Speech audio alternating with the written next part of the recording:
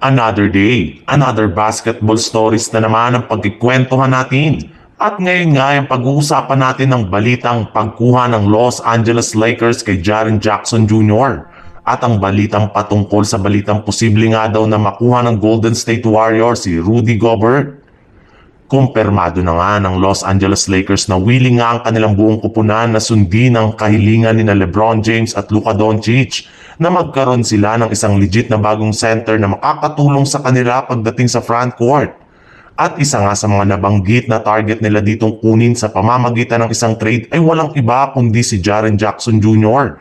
mula sa Memphis Grizzlies gamit ang kanilang mabubuong trade package na kinabibilangan ni Rui Hachimura, Gabe Vincent, Dalton Kenny, 2031 first round pick at ang kanilang 2026 first round pick swap.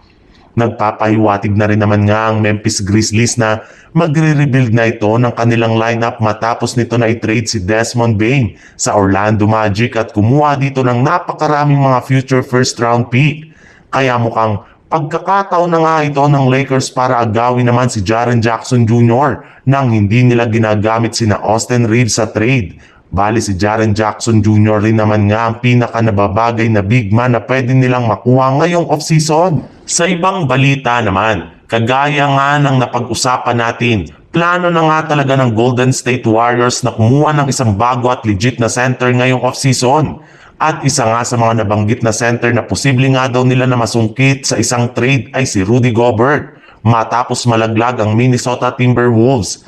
Mismong si Gobert na rin naman nga ang personal na nagsabi sa kanyang interview sa media na gusto nga daw nito na makasama sa iisang team si Stephen Curry. Kaya hindi malabo na makuha ito ng Warriors ngayong offseason o sa mga susunod na taon. Ngunit para nga sa inyong kaalaman, meron pa nga itong natitirang napakalaking kontrata sa Wolves na nagkakahalaga ng mahigit $36 million.